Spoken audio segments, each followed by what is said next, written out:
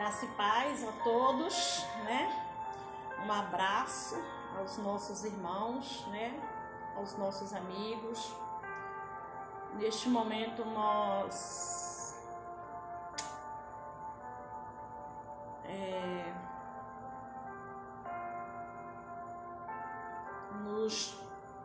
estamos juntos, né?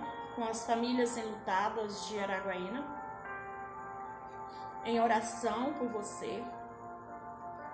Acho que nós tivemos de ontem para cá, ontem 2 óbitos e hoje 1. Em nome da Igreja Batista do Céu Azul,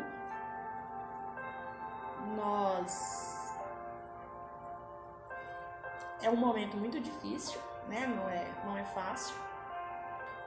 Desejamos que a consolação do Espírito Santo de Deus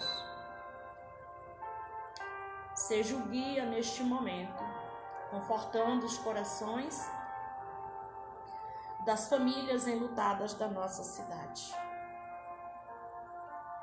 Tem surgido também em nossos corações uma preocupação muito grande com as gestantes. Hoje uma enfermeira, né, a Marta, morou muitos anos conosco, ela é enfermeira em Xinguara, nos falando sobre gestantes contaminadas. Nós queremos pedir que você em casa ore por essas mães, ore por essas mulheres que não sabem o que acontecerá com o bebê que está no seu ventre, por elas já estarem contaminadas. Nós temos também um agravante, um número muito grande de médicos, enfermeiros, técnicos, também contaminados, e o quadro de profissionais está se esvaziando, porque quando as pessoas são contaminadas, elas precisam sair, precisam se afastar, em primeiro lugar para se tratar e em segundo lugar também para não levar risco a outras pessoas. Então nós queremos pedir que você ore por esse grupo, especialmente médicos, técnicos, enfermeiros, os agentes de limpeza, né, dos locais de saúde da nossa cidade, do nosso estado, dos outros estados também, né, da nossa pátria e da nossa nação.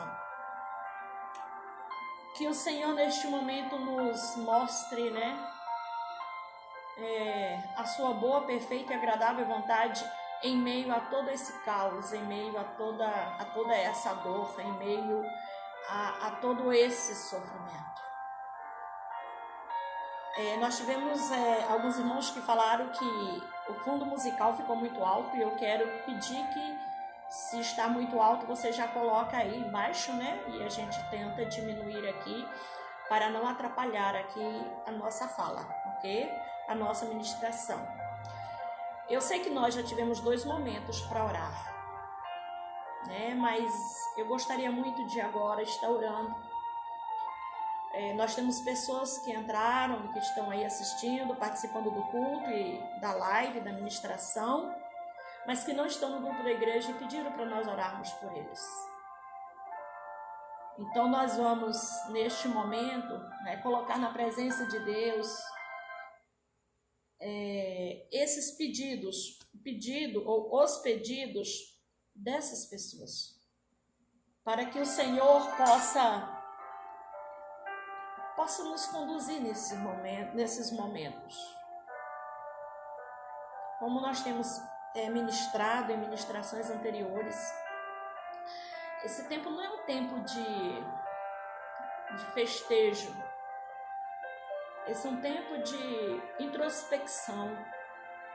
Esse é um tempo de reflexão. Esse é um tempo de autoanálise. Esse é um tempo de nos voltarmos para o Senhor. Nós queremos convidar você neste momento para poder estar. Fecha seus olhos aí onde você está, porque é uma forma de você focar no Senhor, não se desligar dele. É uma forma de você estar realmente ligado, né? E nada atrapalha, né, a sua comunhão, os seus pensamentos ligados com o Senhor. Então fecha seus olhos e nós vamos estar orando neste momento. Pai, Deus eterno e soberano, Tu és o Criador de todo este universo. Todas as coisas foram criadas pelo poder da Tua palavra, mas nós, seres humanos, fomos criados pelo manusear das Tuas mãos e recebemos de Ti o sopro da vida e por Ti fomos tornados ou transformados em almas viventes, Senhor. Ó Deus, neste momento em que os corações estão aflitos, as famílias estão, ó Deus, angustiadas. Senhor, há tempos atrás ninguém poderia imaginar, ó Deus, que algo tão pequeno, tão invisível, tão minúsculo, pudesse causar o que está causando, ó Deus, neste universo. Até animais, ó Deus, já contaminados por este vírus. Pai, quero colocar diante de Ti, queremos colocar diante de Ti o pedido da irmã Fernanda, pela sua família, pelo Teu cuidado sobre a família da Tua filha, Senhor. Senhor, ouve o clamor da Tua serva, atenta, Senhor, para a aflição que está no coração dela. Queremos colocar também o pedido da irmã Terezinha, Senhor, pelo seu irmão que está em situação de risco e não foi afastado do trabalho. Acampa os Teus anjos em volta dele, Senhor, e o guarda. Ele precisa voltar para casa todos os dias, Senhor, com saúde, para levar a manutenção e a dignidade para o seu lar. Pai, neste momento nós queremos colocar diante de Ti, ó Deus, o pedido da Marta de uma forma muito especial, as gestantes, as grávidas, Senhor, as futuras mamães, concebendo um bebê nos seus ventres, ó Deus, e já contaminadas pelo Covid-19. Pai, tenha misericórdia, tenha compaixão. Queremos colocar diante de Ti, ó Deus, o quadro de funcionários, de servidores, médicos, enfermeiros, técnicos, agentes, ó Deus, de higienização, da limpeza, atendentes da área da saúde contaminados, em que o quadro de funcionários, Senhor, está ficando vazio, precisando de pessoas e não tem mais pessoas para poder substituir aqueles que estão doentes. Senhor, nós estamos vivendo um verdadeiro caos. Nós estamos vivendo dias difíceis e eu sei, nós sabemos que Tu sabes disso. E que chega um ponto, Senhor, que nós nem sabemos o que Te pedir. Nem sabemos o que Te pedir. Porque nós sabemos que é o cumprimento da Tua palavra, mas nós Te suplicamos que na autoridade que há no nome de Jesus, nos dê força, Senhor. Em meio a todo esse caos, em meio a todo esse pânico, em meio a todo esse desespero, nos fortalece, Senhor, torna o Teu povo, Senhor, como referencial de esperança para esta nação. Fortalece-nos, ó Deus. Senhor, não permitas que a nossa fé seja fragilizada. Não permitas que a nossa esperança seja quebrada, mas que a nossa convicção em Ti, ó Deus, seja fortalecida em tempos como esse que nós estamos vivendo. Sabemos que é o cumprimento da Tua palavra. Às vezes nem sabemos como agir, mas nós precisamos que o Senhor nos diga o que é que nós precisamos fazer em tempos como esse, Senhor. Em relação, ó Deus, aos nossos familiares, em relação àqueles que já foram contaminados, em relação àqueles que estão na UTI, em relação àqueles, ó Deus, que estão em pânico, que estão em desespero. Nos ajuda a ajudá-los, Senhor. Nos dê sabedoria, nos dê discernimento do Teu Espírito. Não nos deixes fraquejar, Senhor. Nós colocamos diante de Ti as nossas autoridades políticas, Senhor. A Câmara de Vereadores, o nosso prefeito que tem se desdobrado, ó Deus. Secretários de saúde, ó Deus. Secretários da administração do nosso município, que tem trabalhado de uma forma transparente. Ajuda esses homens e mulheres. Não os deixe desistir. Não os deixe perder a esperança. Que eles não durmam, ó Deus, sem saber o que fazer, mas que Tu possas falar ao coração de cada um deles, de cada uma delas, Senhor. O que precisam fazer para ajudar a nossa comunidade, a nossa sociedade. Aqueles que estão em situação de risco, mas que precisam trabalhar. Eu quero te pedir neste momento de uma forma especial pelo irmão Zé, esposo da irmã Eliane, o irmão Zé da Guia, o irmão Valderico, que estão trabalhando, estão no trabalho, estão no serviço, estão expostos humanamente falando. Então nós queremos te pedir que em nome de Jesus, põe os Teus anjos, dê ordem aos Teus anjos para acampar ao redor dos Teus filhos, Senhor. Se há mais alguém do nosso grupo, Senhor, que eu não citei aqui, põe, ó Deus, a Tua mão de graça e de proteção sobre os Teus filhos e guarda. Nos ajuda a ajudar aqueles que estão precisando de ajuda neste momento. Que nós possamos em todo instante ter uma palavra de esperança para cada pessoa. Nos fortalece, Senhor, em tempos de fragilidade. Nos dê esperança, Senhor, em tempos de desespero. Aumenta a nossa fé, acrescenta a nossa fé em tempo de incredulidade. Em nome de Jesus. Amém. Amém.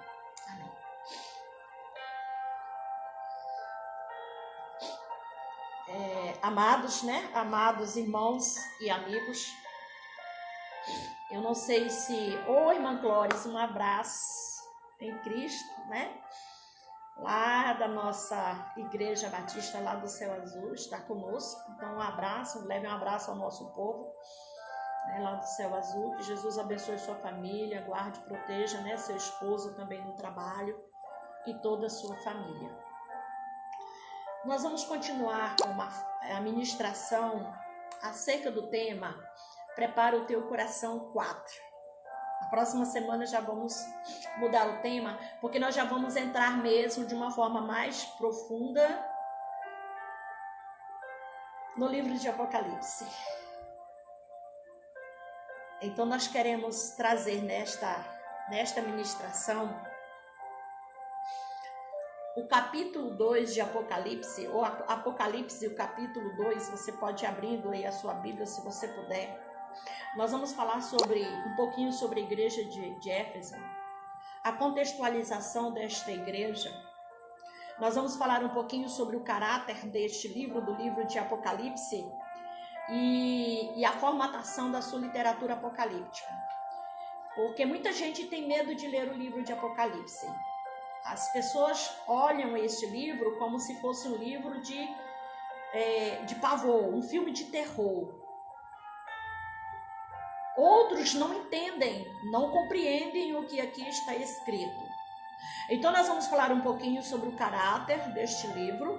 Aí nós vamos falar sobre, né, a formatação da literatura apocalíptica. E no domingo à noite, se o Senhor assim nos permitir, nós vamos falar um pouquinho sobre o autor, né, e a contextualização do tempo, né, em que este livro foi escrito. E um pouquinho da teologia deste livro. E aí nós vamos passar para a próxima igreja também. Então nós queremos em cada estudo falar um pouquinho sobre cada igreja e o que ela representa em nosso tempo, né? Para que ou qual é a lição que ela traz para os nossos tempos, certo? Então abra aí a sua Bíblia em Apocalipse capítulo 2 e nós estaremos lendo do versículo 1 até o versículo 7, que é a primeira carta escrita das 7 cartas que foram escritas à igreja, às 7 igrejas da Ásia. Já queremos fazer uma menção aqui sobre o ensino de que só havia uma igreja no tempo de Jesus e que Jesus fundou uma igreja. Nós vamos dar aqui as datas, né, da escrita destas cartas, tudo direitinho. Inclusive a igreja de Éfeso, né, ela é representada aí do século 30 até o século 100, né, após Cristo, depois de Cristo. E nós vemos aqui quando João tem a revelação e o Senhor fala com ele para escrever, né, a igreja, devo dar aqui um nome específico ou diferenciada àquelas igrejas. Mas aquelas igrejas receberam o nome das cidades onde elas estavam implantadas.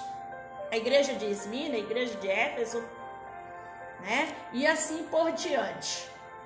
A igreja de Laodiceia.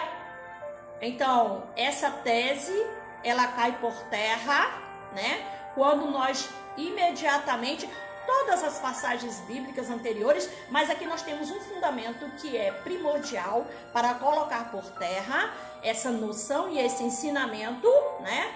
Que não é verdadeiro, né? De uma igreja universal. Aqui eram 7 igrejas. A universalidade é do evangelho, porque ele foi trazido para nós, para que nós pudéssemos disseminá-lo para todos os povos, raças, tribos e nações. Mas inicialmente eram 7 igrejas, ok? João escreve as 7 igrejas. Então vamos para o versículo 1. Eu não sei se ficou melhor agora o som, irmão, se está dando para ouvir direitinho, não está atrapalhando, ok? O Davi pediu para baixar, a gente baixou um pouquinho, né? Então os irmãos podem falar para poder não atrapalhar, tá bom? Então nós vamos para a leitura da palavra de Deus, que diz assim: Carta às 7 igrejas da Ásia. Primeira carta à igreja de Éfeso. Escreve ao anjo da igreja que está em Éfeso. Escreve ao anjo da igreja que está em Éfeso. Isto diz aquele que tem à sua destra as 7 estrelas, que anda no meio dos 7 castiçais de ouro. Eu sei as tuas obras e o teu trabalho e a tua paciência, e que não podes sofrer os maus. E pusestes à prova os que dizem ser apóstolos e não são, e tu os achastes mentirosos. E sofreste e tens paciência, e trabalhaste pelo meu nome e não te cansaste. Que maravilha, né?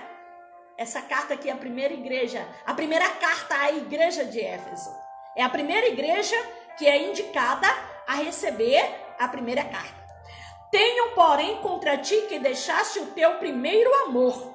Lembra-te, pois, de onde caíste, e arrepende-te e pratica as primeiras obras. Quando não, brevemente, a ti virei e tirarei do seu lugar o teu castiçal, se não te arrependeres.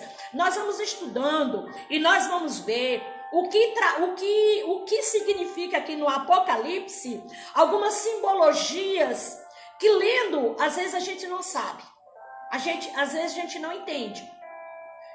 Ficamos perguntando, questionando, mas às vezes nós não sabemos o que está aqui escrito. Tenho, porém, contra ti que deixaste o teu primeiro amor. Lembra-te, pois, de onde caíste, e arrepende-te, e pratica as primeiras obras. Quando não, brevemente a ti virei, e tirarei do seu lugar o teu castiçal, a tua luz, o teu brilho, o teu fulgor, a tua graça, a tua esperança. Se não te arrependeres, tens, porém, isto, que aborreces as obras dos nicolaítas, as quais eu também aborreço, falsas doutrinas, tentando infiltrar no meio do cristianismo. E nós vamos ver cartas escritas a outras igrejas que foram permissivas com essas falsas doutrinas. Mas aqui o Senhor louva, o Senhor elogia a igreja de Éfeso, porque ela fechou as portas para doutrinas que não eram doutrinas verdadeiramente cristãs. Quem tem ouvidos, ouça o que o Espírito diz às igrejas. Ao que vencer, dar-lhe-ei a comer da árvore da vida que está no meio do paraíso. Só vence aquele que verdadeiramente foi salvo, remido e purificado pelo sangue precioso de Jesus. Os outros ficam no meio do caminho. Ficam pulando por aí de galho em galho. Mas aqueles que permanecem fiéis, aqueles que vencerem, há uma promessa do Senhor de herdar, de receber a coroa da vida. Nós vamos ver um pouquinho aqui agora sobre o caráter do livro. E aí nós vamos voltar para a primeira carta, né, que é enviada à igreja de Éfeso, para que nós possamos entender, né, a escrita destas cartas e a contextualização de cada uma delas em nosso tempo, porque quando nós já lemos aqui a carta que foi escrita e com autorização para ser enviada para Éfeso, nós já vemos alguns itens, algumas questões que são atuais, que são problemáticas em nosso tempo, tá certo, amados? Então, qual é o caráter do livro de Apocalipse? O caráter do livro de Apocalipse é um caráter de revelação. Esse é o único livro profético, exclusivamente profético, do Novo Testamento. Escrito por um homem, um apóstolo, discípulo de Cristo Jesus, chamado João.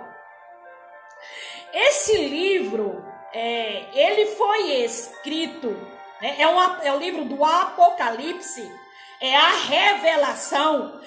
Ele tem como autor João, e ele serve para colocar em destaque o caráter profético da sua escrita. Está lá no capítulo 1, né, 10, 11, 22, capítulo 9 e 10, que fala sobre o seu caráter. O Apocalipse, na verdade, é uma mensagem dirigida, em primeiro lugar, às igrejas concretas. Então, vamos prestar bem atenção aqui. Esse livro de Apocalipse, ele foi dirigido, em primeiro lugar, às igrejas concretas. Aquelas 7 igrejas que estavam estabelecidas na Ásia Menor. Em primeiro lugar, ela foi dirigida a essas 7 igrejas. E aí depois nós vamos ver como é que por que é que nós vamos trazer essas igrejas para a contextualização das fases das igrejas estabelecidas na terra, desde que Jesus veio até o nosso tempo. As comunidades cristãs contemporâneas, né, eram comunidades cristãs contemporâneas do tempo do escritor. Essa foi uma profecia escrita em um tempo de muita dor.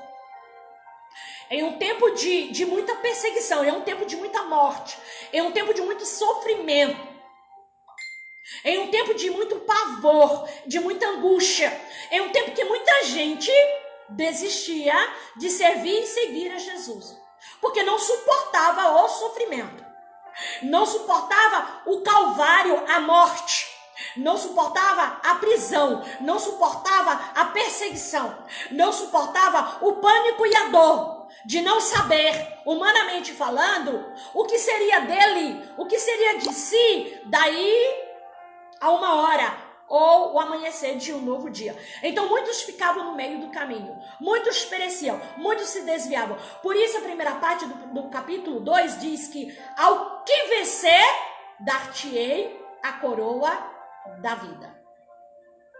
Certo? Acerca dessas cartas, elas anunciam que Cristo cumpriu.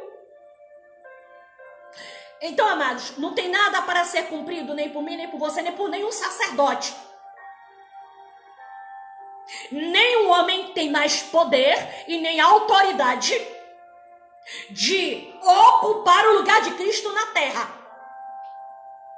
Porque Cristo cumpriu em sua essência todo o plano e o projeto de Deus para a humanidade, inclusive se tornando o único mediador entre Deus e o homem. O resto é fake news,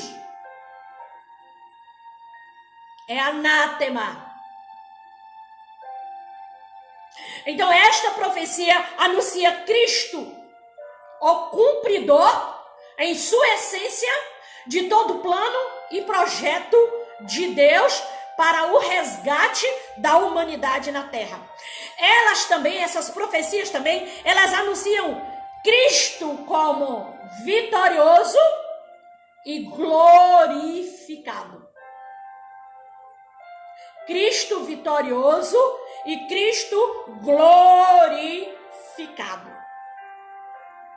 O plano redentor de Deus para a humanidade está perfeito, está completo. Ninguém precisa completar mais nada. Tudo foi cumprido em sua íntegra. O valor dessa mensagem, ela vai além. Agora aqui, lembram que nós falamos que essas 7 cartas foram escritas às 7 igrejas concretas daquele tempo, mas ela vai além daquelas 7 igrejas.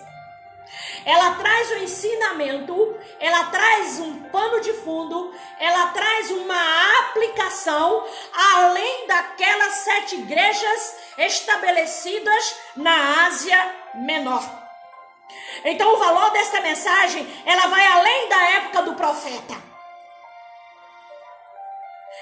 Lembra lá de Mateus capítulo 24, que Jesus usa a queda de Jerusalém, a destruição do templo, a ruína daquela nação, toda dor e todo sofrimento, mesmo sem ainda terem passado, que vieram a passar por aquela profecia nos anos 68 a 70, né, depois de Cristo descer, mas Jesus usa todo aquele pano de fundo e se estende ao final dos tempos, ao caminhar com todos os sinais até o final dos tempos.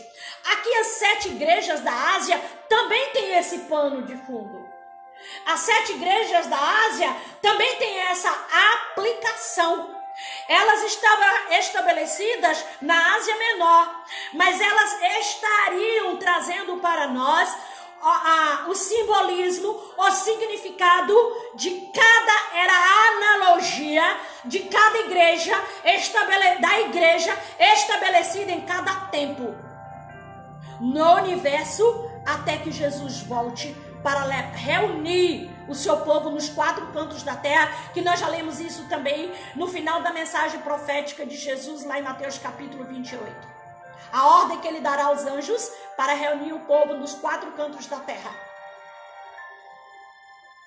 para serem levados por Cristo Jesus.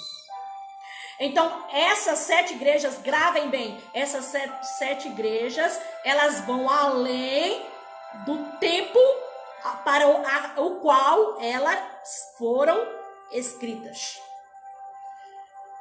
Cristo é o vencedor do mal, ou Cristo vence o mal e a morte. Nós estamos vivendo um tempo, nós estamos vivendo um período em que até alguns cristãos estão desesperados. E temos esquecido que Cristo venceu o mal e Cristo venceu a morte. E o livro de Apocalipse, ele é belíssimo para esse tempo, porque ele fala sobre isso. Cristo venceu a morte, Cristo venceu o mal, Cristo venceu a morte acompanhada pelo diabo. Apocalipse 6, versículos 7 e 8. Cristo já venceu tudo isso. Então, se nós estamos em Cristo, nova criatura nós somos. Não somos mais nós em que estamos vivendo, mas é Cristo que vive em nós. Então, nós não precisamos ter medo.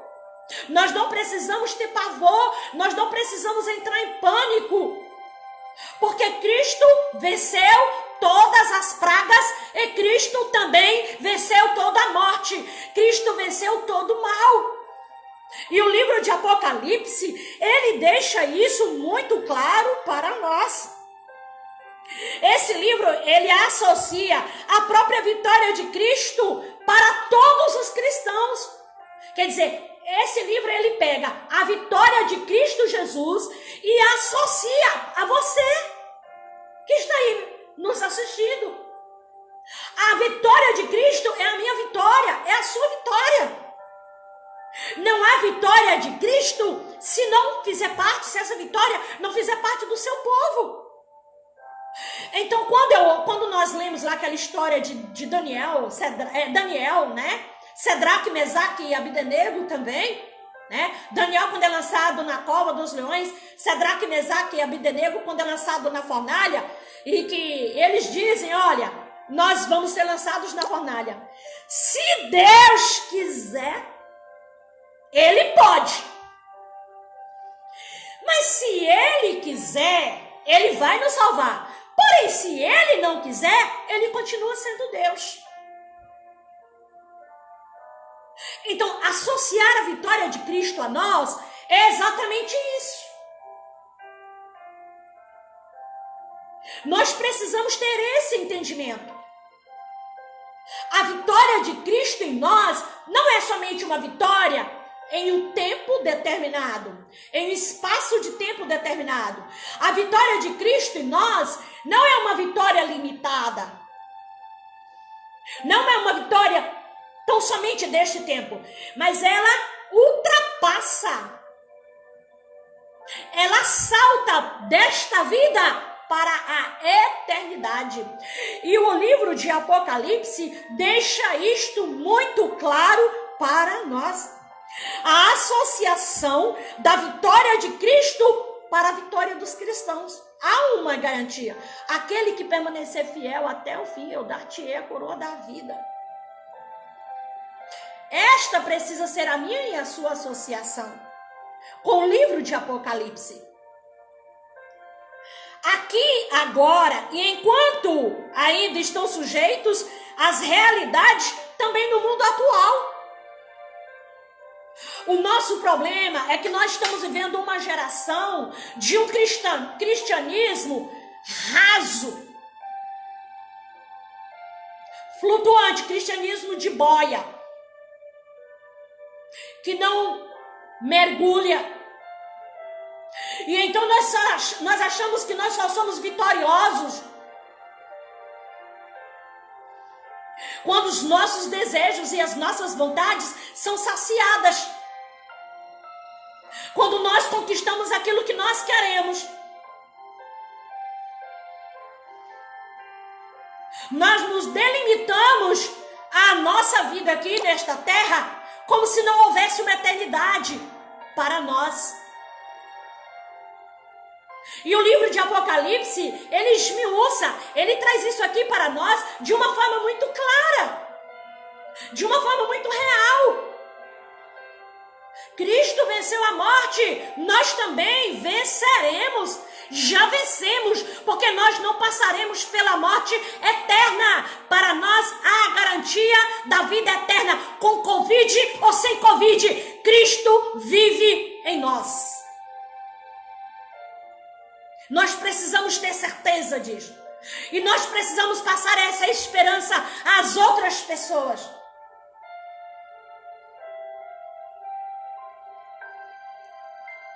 O Apocalipse, ele testifica de uma forma muito clara a respeito da ressurreição de Cristo.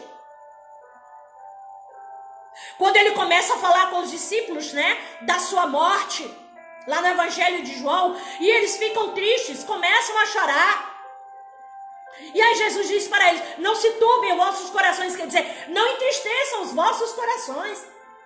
Credes em Deus, crede também em mim. Na casa de meu pai há muitas moradas. Se não fosse assim, eu não iria para lá para preparar moradas, ainda mais moradas para vocês. Então não se turbe, não entristeçam. Não fiquem pesarosos, não fiquem tristes, não fiquem depressivos. Não deixem a alma de vocês adoecerem, porque há para vocês uma eternidade gloriosa. Essa é a certeza que precisa estar arraigada em nosso coração, e as profecias do Apocalipse nos dão esta garantia.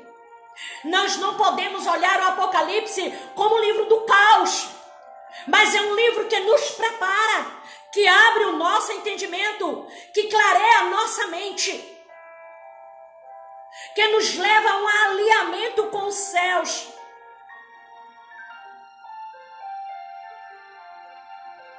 E sobre essa ressurreição, né, além de Apocalipse, Mateus, Marcos, Lucas, João, nós temos lá também 1 Coríntios capítulo 15.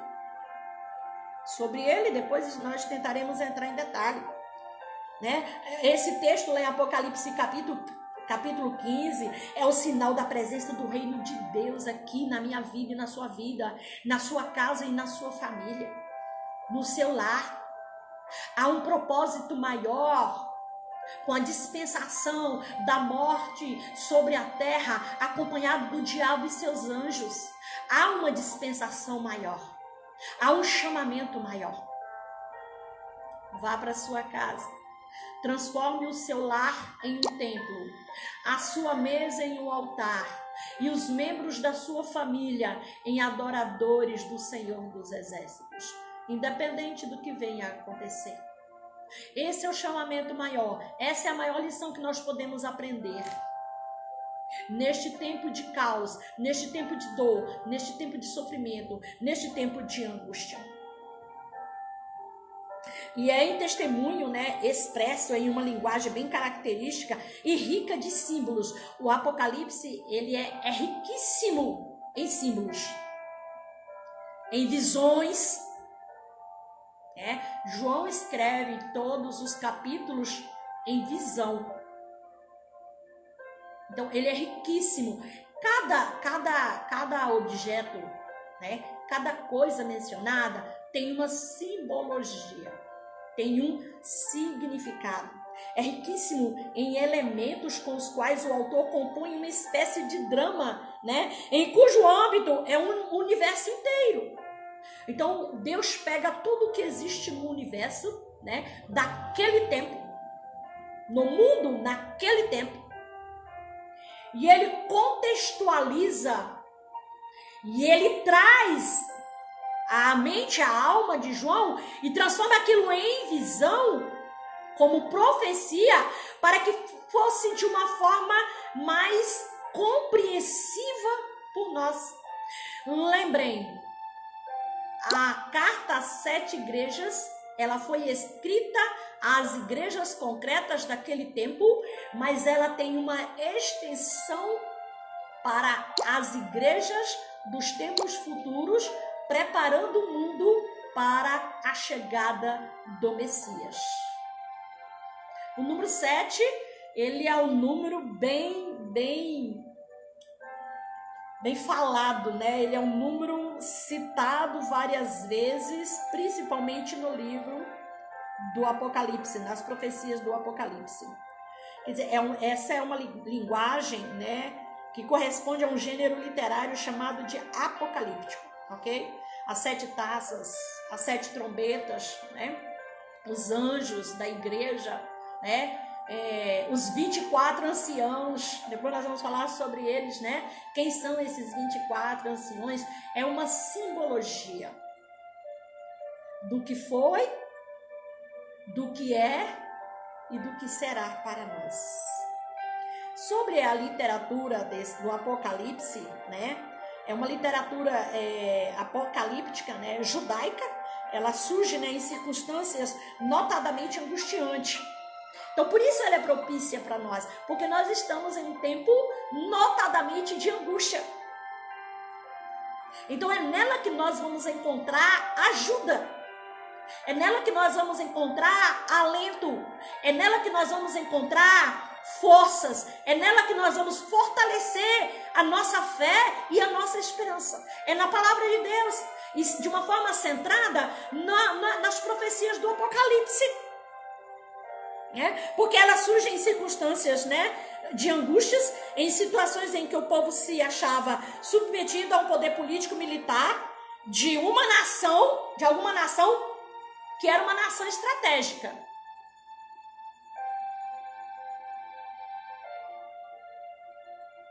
E que tem tantas lendas, né, que são ensinadas como verdade acerca desta nação, né? Esta era a situação do primeiro século depois de Cristo, de muita perseguição, de muita dor, de mortes, de sofrimento, de angústia, de pavor, de horror, de pânico.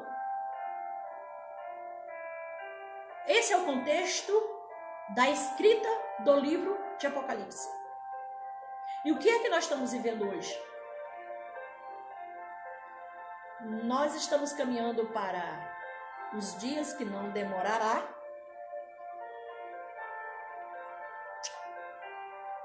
em que a grande perseguição será instalada sobre a face da terra como nunca vista na história da humanidade.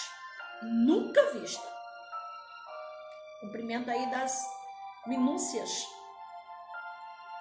últimas minúcias da chegada do Filho de Deus. Então, dentro desse contexto e dentro desta situação toda que dominava a igreja cristã, que dominava o povo de Deus, né? O Império Romano era quem matava, trucidava, esquartejava e dilacerava vidas de homens, mulheres, inclusive grávidas, e crianças. Se não se dobrassem diante do imperador, se não adorasse o imperador, era imperioso ou imperiosa a sua morte. Era imperiosa. Isso aqui, irmãos e amigos, não é fantasia. Quem estuda história, pesquisa para vocês verem as atrocidades que eram cometidas por não se curvarem diante do grande imperador de Roma. E Roma continua com o imperador até hoje, que muita gente se curva diante dele. Mudam os nomes, mas o sistema é o mesmo. Então, naquele momento, as leituras apocalípticas alentavam as pessoas e renovavam as suas esperanças com descrições de um futuro próximo em que a vitória gloriosa de Deus, né, sobre os seus inimigos haveria de inaugurar para Israel uma era de bem-estar sem fim. Sobre aqui o Apocalipse, hoje, né, a questão do caráter do livro e a literatura apocalíptica, nós vamos ficar aqui. Agora nós vamos lá para o capítulo 2. Não vamos esquecer que essas cartas foram escritas às igrejas concretas, mas essas igrejas concretas, elas simbolizavam as igrejas que viriam no decorrer dos séculos, cada uma inaugurando um tempo para a chegada do Filho de Deus. Não vamos esquecer isso, ok? Então vamos lá. Escreva ao anjo da igreja. Então aqui esta carta era para ser enviada aos apóstolos, líderes, os líderes das igrejas, apóstolos, né, evangelistas, aqueles que estavam à frente, liderando as 7 igrejas da Ásia Menor. Então, a autorização aqui, a autoridade, aqui eram os líderes da igreja. Depois a palavra de Deus vai chamá-los de anjos da igreja. Ele diz, aquele que tem à sua destra as 7 estrelas, que anda no meio dos 7 castiçais de ouro. Depois nós vamos ver o que significam aqui essas 7 estrelas e esses 7 castiçais de ouro. Eu sei as tuas obras e o teu trabalho e a tua paciência. Aqui vem palavra de quê? De elogio à igreja de Éfeso.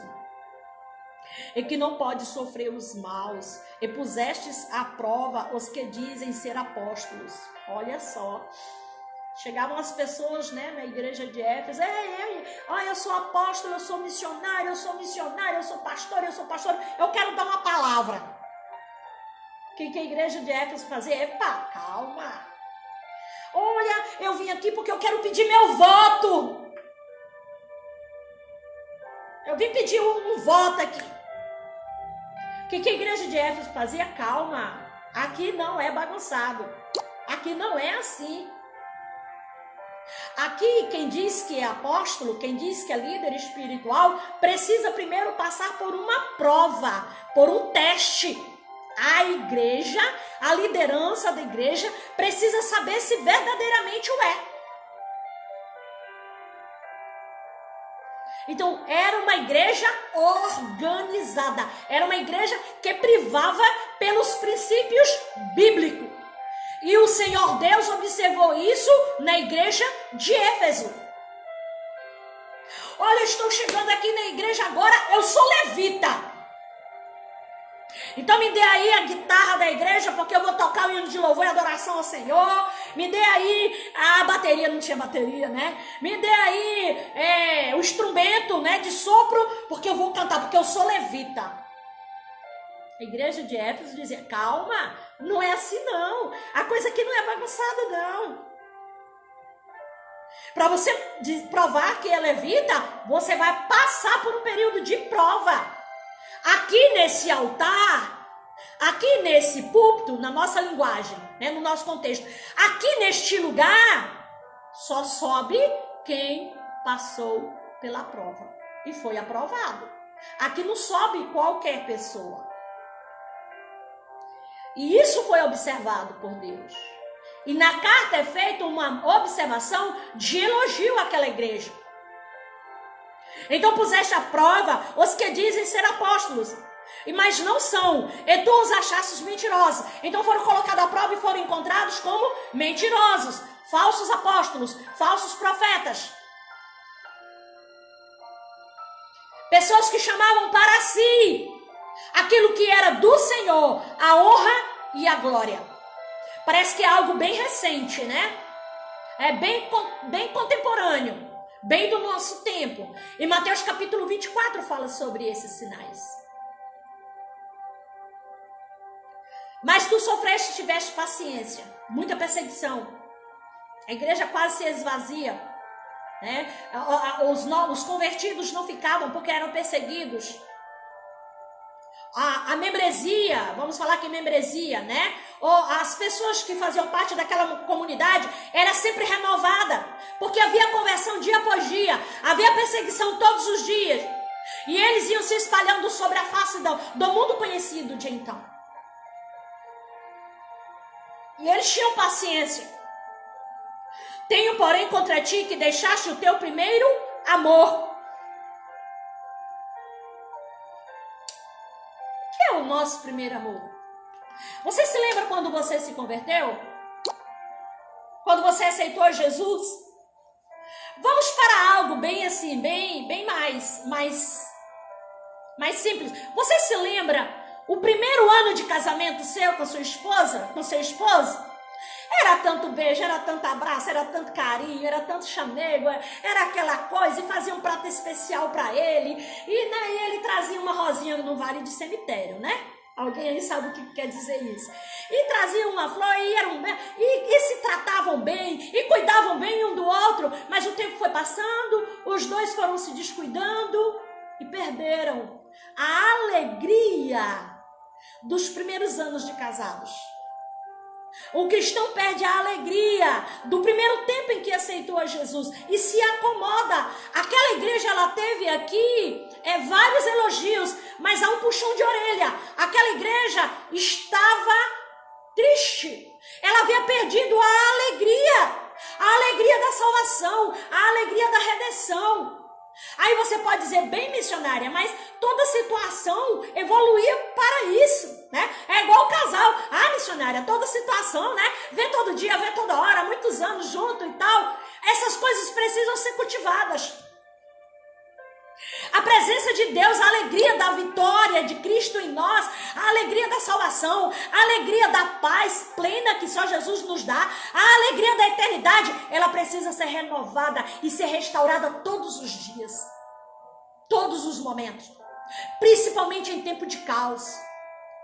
E o chamamento de Deus aqui para a igreja de Éfeso é exatamente esse. Era um tempo de grande perseguição, era um tempo de dor, uma afloração de morte, derramamento de sangue. As arenas lá eram lavadas por sangues de inocente. Roma tinha o Coliseu e o imperador deixava as bestas feras, os leões, os bichos selvagens com fome por dias e juntava a sua plateia para que todos fossem assistir. Os leões famintos devorarem os cristãos, homens e mulheres que não se dobravam diante do mundo, que não se dobravam diante do imperador, que não se dobravam diante das leis dos homens, que violavam o princípio fundamental: somente ao teu Deus adorarás e somente a Ele servirás. Mais ninguém. Mais ninguém. Então aquela alegria, aquele fervor, aquela igreja estava esquecendo. Aquela igreja não tinha alegria para cantar. Os cânticos era lamúria.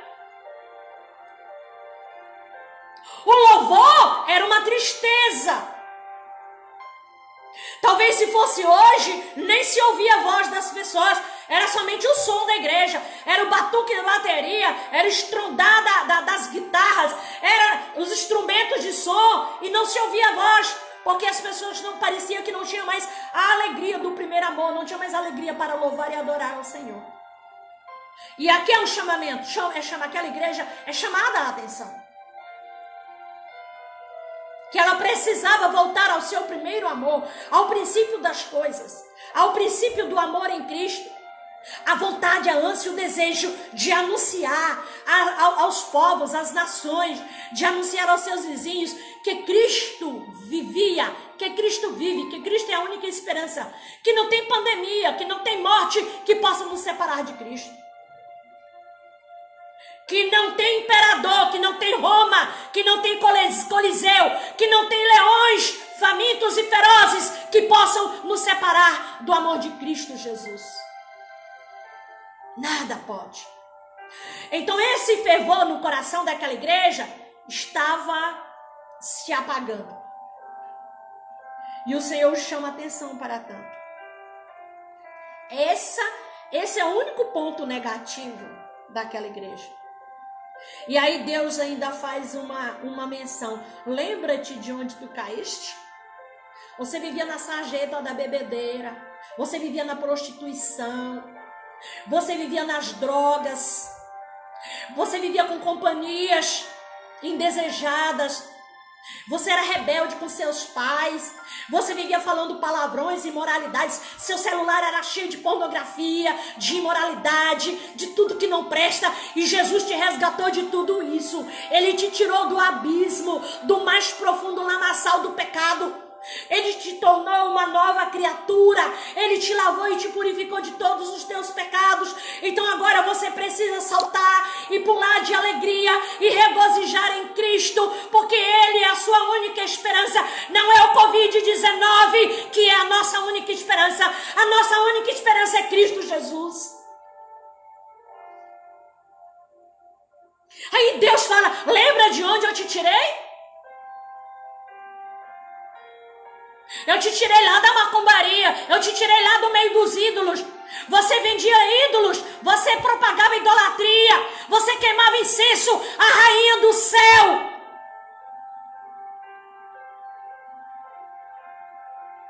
Você carregava o caixão de um Cristo morto, quando Cristo está ressurreto e glorificado para toda a eternidade. E eu tirei você daí, eu arranquei você daí. E parece que você se esqueceu de tudo isso. Lembra-te do teu primeiro amor. Pratica as primeiras obras, pratica as primeiras coisas. Coloca o Espírito Santo, convida o Espírito Santo de Deus para arder o teu coração. Para queimar o teu coração. Ah, missionária, mas eu já ouvi tanta coisa, eu já ouvi tanta indireta, eu já ouvi tanta crítica, eu já ouvi tanto deboche. Ei, quem não ouve? Eu ouço. E às vezes de pessoas do meu grupo, eu ouço. E daí, qual é o problema? Deixa eu te dizer uma coisa aqui, bem baixinho, para ninguém escutar, só você ouvir. Um dia meu pai disse assim para mim, eu fui reclamar, né, de um fato que ocorreu lá na cidade que eu morava, em Mato Grosso. Assim para mim: filha, pedra de doido não se apara, desvia que ela passa de lado. Então você precisa orar por essas pessoas, interceder por elas, amá-las. Não deixa que as pedras dessas pessoas apague a sua fé, destrua a sua esperança. Tire de você a convicção que o Espírito Santo de Deus um dia colocou, porque o Espírito de Deus testifica com o teu espírito que tu és filho do Deus vivo. Então não permitas que o que dizem e fazem a você, não permitas que as propostas que são feitas a você te distanciem do Senhor dos Exércitos. Só Ele pode nos dar esperança. E esses problemas eram problemas pontuais na igreja de Éfeso. Aí o Senhor apresenta, olha a diferença da graça para os mandamentos, né?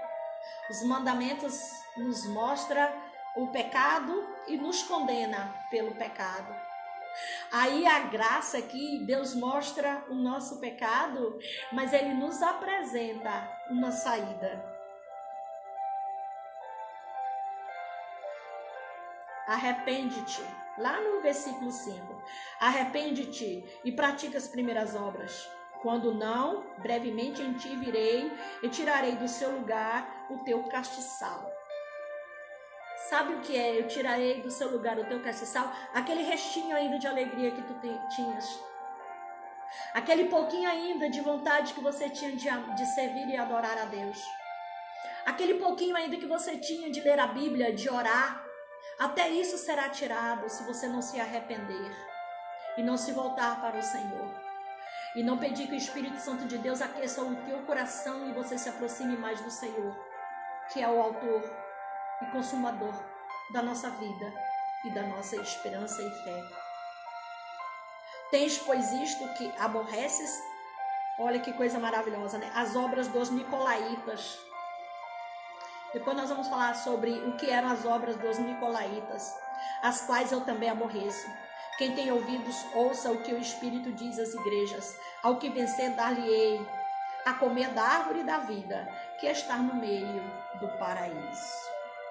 Nós já vimos aqui no início que o contexto dessas cartas, essas sete igrejas, era um contexto de tribulação, né? Então, nesse contexto de tribulação, o Senhor dará esta revelação para animar, revigorar, consolar e acrescentar e fortalecer a esperança da igreja de Cristo estabelecida na terra daquele tempo. E a palavra de Deus que foi ontem, ela é hoje e ela é eternamente. Então ela serve com certeza com os mesmos propósitos em tempos tão difíceis. Alentar, plantar a esperança, solidificar a nossa fé em Cristo Jesus.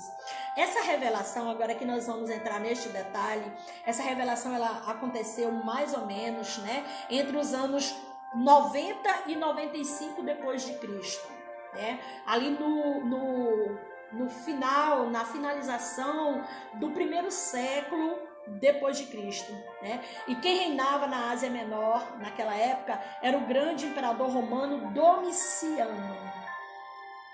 Domiciano, imperador romano. Ele exigia em cada rua, em cada quadra, em cada esquina, né? Havia uma estátua daquele homem. E todas as vezes que alguém caminhasse pelas ruas,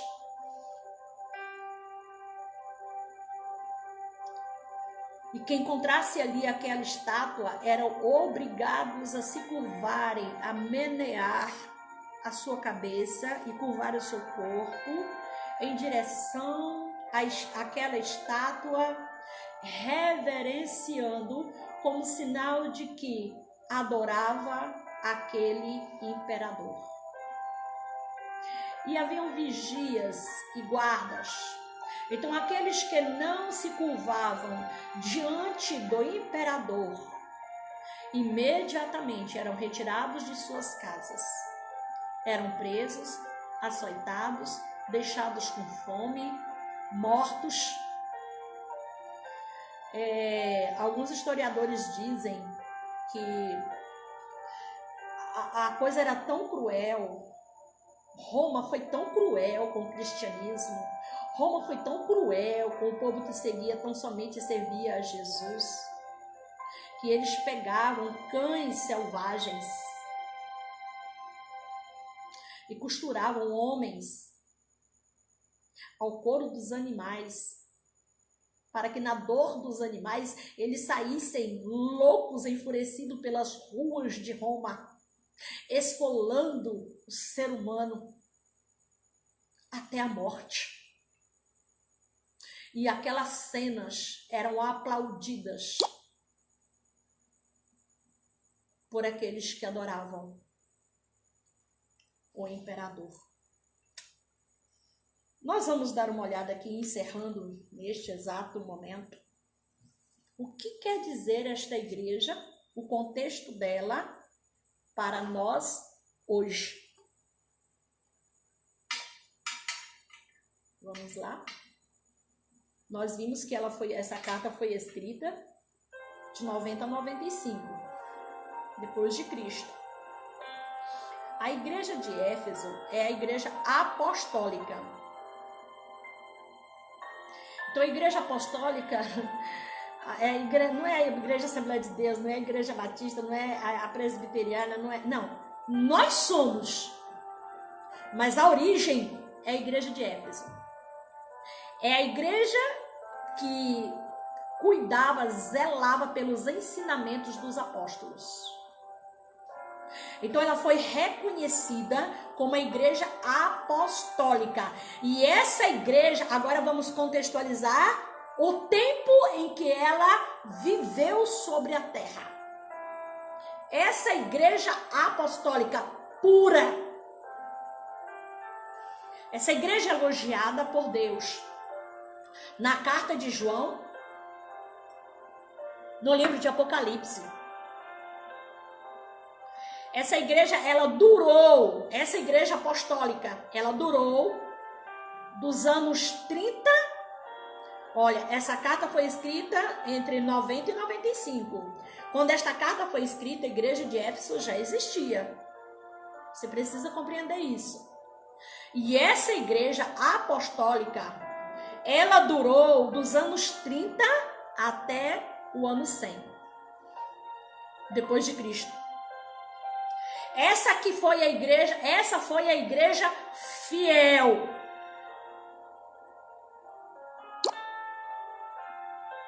Fiel à palavra de Deus. Mas com o passar do tempo, ela foi esfriando o seu amor. Então, a primeira fase das 7 igrejas, contextualizada as igrejas concretas e estendidas para a preparação do povo de Deus sobre a terra, para a chegada do Filho de Deus, essa igreja de Éfeso, ela simbolizou a igreja cristã dos anos 30 até 100 depois de Cristo. Uma igreja temente, uma igreja fiel, uma igreja que não se deixou misturar com a idolatria, com a mentira, com a profanação do santo. Essa foi uma igreja que fazia teste, que testava para ver quem verdadeiramente era cristão, era profeta, era apóstolo, era evangelista, amava, temia e servia somente a Deus. Então, esta igreja, ela se estende dos anos 30 aos anos 100. Aí depois nós temos uma igreja que também viveu naquele tempo, mas ela se estende à simbologia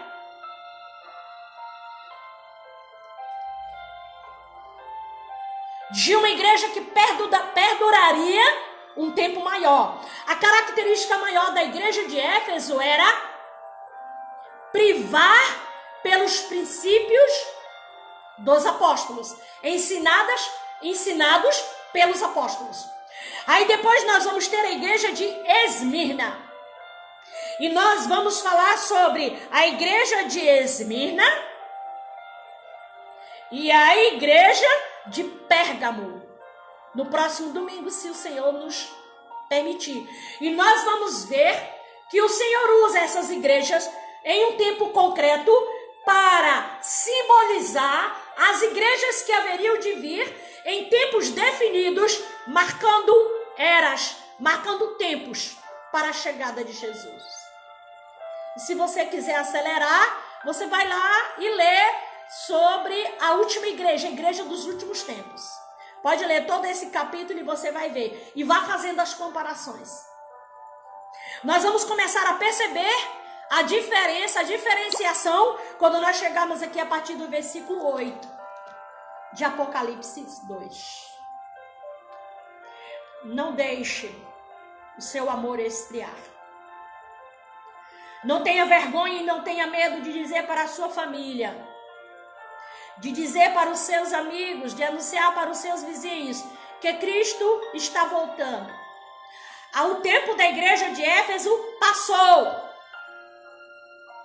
Nós estamos vivendo um outro tempo de uma outra igreja. Não que a igreja de Éfeso deixou de existir em nosso tempo. Não. As características da igreja de Esmirna, as características da igreja de Éfeso, as características de todas as igrejas desses 7 tempos, elas persistem hoje. Mas as características da última igreja que predomina em nosso tempo. E isso é muito triste. Nós precisamos voltar ao primeiro amor, a zelar pelos ensinamentos dos apóstolos. Cristo está às portas. Ele não tarda voltar. Que o Senhor abençoe sua vida e que nada abale a sua fé. E que a igreja de Éfeso seja a igreja plantada no seu coração. E que você consiga encontrar em Cristo a esperança que aquele povo encontrou. Que você possa perceber que somente aqueles que perseverarem até o fim herdarão o galardão, a coroa da vida. Eu não sei o que é esse galardão. Para mim, Nem importa muito, né? Importa que o Senhor me dará, Ele me concederá. E Deus não falha, Deus é perfeito, Deus é amor, é misericórdia, é compaixão, é graça em sua essência. Então aquilo que Ele promete, Ele cumpre. E o que Ele promete é bom, é perfeito. Então qualquer coisa que eu venha dizer pode ser uma especulação. Mas a vida eterna está garantida para aqueles que perseverarem, aqueles que permanecerem até o fim. Mas se houve uma falha, se houve um desvio, então faça como Apocalipse capítulo 2, ali o início. Arrepende-te e volta-te para o Senhor, porque senão até o restinho da lamparina, do candeeiro, até o restinho de luz, da alegria que havia em você, será retirado.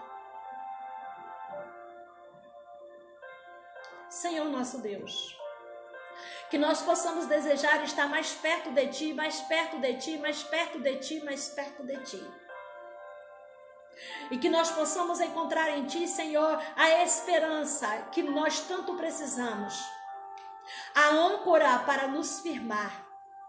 Que nós possamos, ó Deus, que esta humanidade, que os nossos familiares, que as nossas famílias, que os nossos amigos, que os nossos vizinhos possam olhar para Ti e ver o Senhor como o autor e consumador da nossa fé e da nossa esperança. Senhor, que não seja o Covid. A Tua palavra em Apocalipse capítulo 6 já está cumprido, a ordem já foi dada, Senhor. Mas que nada disso possa tirar o nosso foco de Ti, que nada disso possa nos abalar, que nada disso possa causar sobre nós depressão, que nada disso possa apagar a nossa alma, que nada disso possa desvanecer a nossa alegria, Senhor, mas renova em nós, a partir de agora, Senhor, o nosso primeiro amor, em nome de Jesus. Amém, amém, amém. Que Deus abençoe a sua vida. E aconteça o que acontecer, o Senhor é contigo. Ô, meu irmão querido, né? Rose, lá de Brasília, um abraço. Eu estou falando somente com aqueles que estão mais distantes, tá bom, irmãos? Um abraço, que Jesus te abençoe. Eu oro por você todos os dias, todas as horas, pelo seu trabalho, em suas viagens, pela sua família, que é a minha família. Um abraço, meu irmão. Que Deus te abençoe poderosamente e que você possa ser mais um, né? Daqueles que estão firmados aos pés de Cristo Jesus. Um abraço e um beijo no coração da missionária que muito ama a nossa igreja, o nosso povo, os nossos irmãos, amigos e familiares. Que Deus abençoe. Danilão, estava sentindo a sua falta. Deus abençoe a sua vida também.